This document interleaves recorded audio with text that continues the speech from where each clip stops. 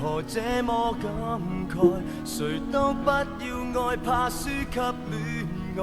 年輕的那副探險心不在，但愛就如行船，就是有風有浪才精彩。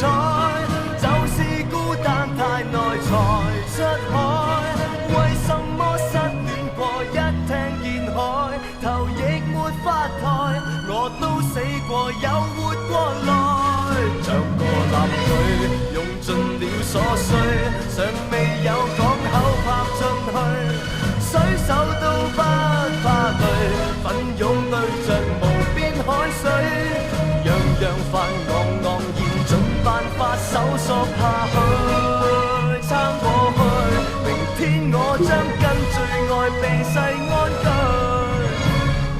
雨大浪大，我們仍然浮浮沉沉愛海裏撈個伴侶。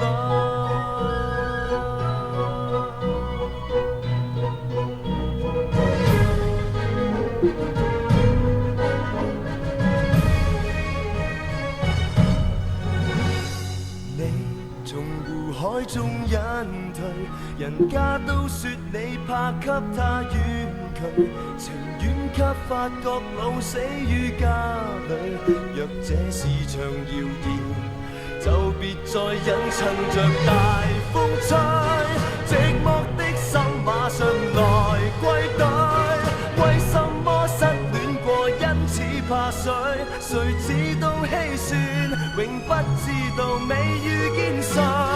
像個艦隊用盡了所需，尚未有港口泊進去，水手都不怕累，奮勇對着無邊海水，樣樣煩昂昂然盡辦法搜索下去，撐過去，明天我將跟最愛避世安居。雨大浪大，我們仍然浮浮沉沉愛海裏撈個伴侶。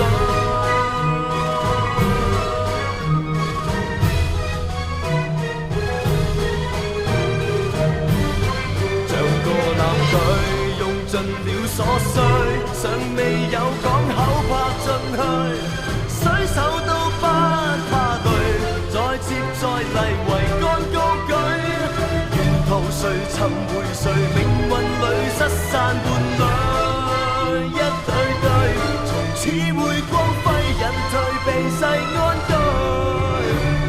那面是愛，那年回航，全船人來到這裏，無以後退。